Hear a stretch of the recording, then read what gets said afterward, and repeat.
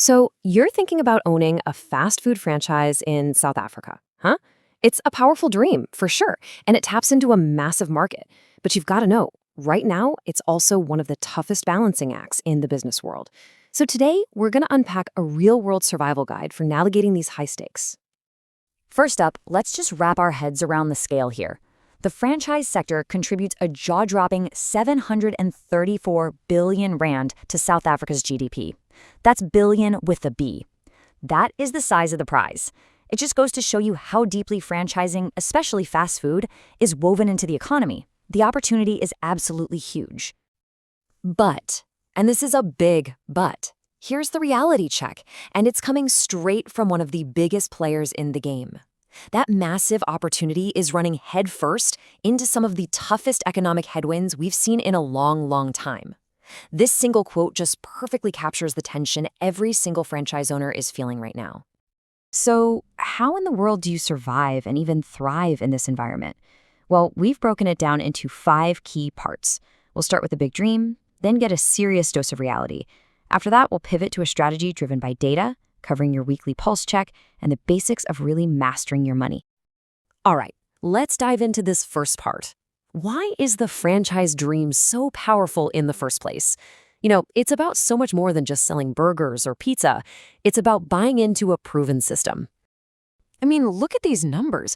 With over 845 franchisors and 40,000 outlets, the system is just vast. And fast food? It's the undisputed king, making up more than a quarter of that entire landscape. But here's the real magic, the real appeal. It's security. You get a business model that already works, instant brand recognition, and, this is crucial, formal training and support. It's like entrepreneurship with guardrails. Okay, so the opportunity's huge and the model is supportive. That's the dream. But what does it actually feel like on the ground for an operator today? This is where that dream meets the daily grind. Man, the pressure is just coming from every direction. The whole economy is struggling, which means your customers have less money to spend. At the exact same time, the cost of everything you need, chicken, eggs, potatoes, is just soaring. Throw in high unemployment and a market that gets more competitive by the day, and you've got a perfect storm for shrinking profit margins. But the one challenge that eclipses pretty much everything else? Load shedding. It's not just an inconvenience, it's a full-blown operational and financial nightmare. It means lost sales when the power's out, and then skyrocketing costs for diesel and generators just to keep the lights on in the fryers hot. And this chart, wow, it just lays the problem bare. We went from about 175 blackout hours back in 2021 to nearly 10 times that amount in 2023. Think about that.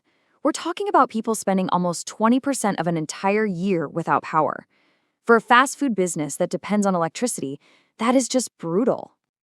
So that's the reality. It is tough out there, which is exactly why the most successful owners don't run on hope, they run on numbers. When everything on the outside is chaotic, getting control of your internal environment becomes everything. And that's the central question, isn't it? If you can't control inflation, or the economy, or the power grid, what can you control? Well, the answer is right there in the data your business generates every single day. This quote just nails the mindset shift you have to make to survive. You have to move away from gut feelings, from those emotional reactions.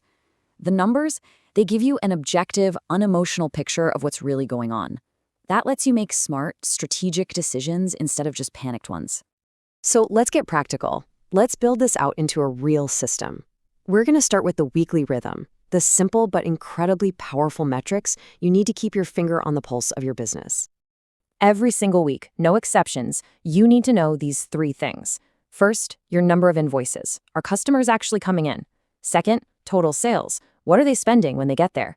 And third, your payroll percentage. Is your team's cost in line with your revenue? These are your vital signs. Let's zero in on that last one, because honestly, payroll is almost always your biggest controllable expense. Getting this number right is absolutely critical, and it's not about slashing salaries. It's about making sure your payroll is a productive investment that's generating more revenue than it costs. A high percentage is a warning sign for inefficiency. A healthy one is a sign of a well-oiled machine. And here's what it looks like in action. Your weekly scorecard. Its power is in its simplicity. It pulls everything into one single view. You can see at a glance, okay, invoices are up, sales are up, and hey, my payroll percentage is getting better. You're also tracking cash and customer happiness. It's not complicated, but it is a powerful, focused snapshot of your business's health. Okay, so tracking that weekly data is vital for making those immediate moves. But to build real, long-term stability, you also have to zoom out and understand the bigger financial picture. And that means getting comfortable with the language of your business, your financial statements. There are 3 core documents that tell you the whole story. You've got the balance sheet, which is like a financial photo of your business on one specific day. Then the income statement, which tells you if you are profitable over a period of time, like a month. And finally, the cash flow statement, which tracks the actual cash moving through your bank account. The balance sheet is probably the simplest place to start. It just answers a fundamental question. What do I own versus what do I owe? On one side, you've got your assets, what the business owns. And on the other, you have your liabilities and equity, what it owes to other people and what the owners have put in. It's your net worth at a single point in time. And here's the golden rule that holds the whole thing together. Your assets must always equal your liabilities plus your equity. The 2 sides of the equation have to balance, always. This isn't just a suggestion, it's a mathematical law that proves your books are sound. Next up is the income statement, which you might know as the profit and loss, or P&L. It answers the big question, am I actually making a profit? It starts with all your revenue, then it subtracts all your costs. Food, rent, payroll, you name it, to get to your net income, or profit. This tells you if your business model is actually working over time.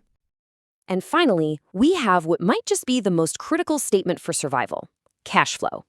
And remember, cash is not the same as profit. You can be profitable on paper, but go broke because you run out of cash.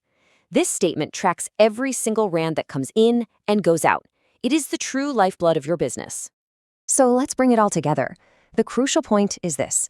The franchise market in South Africa is a massive opportunity, but it's facing unprecedented strain.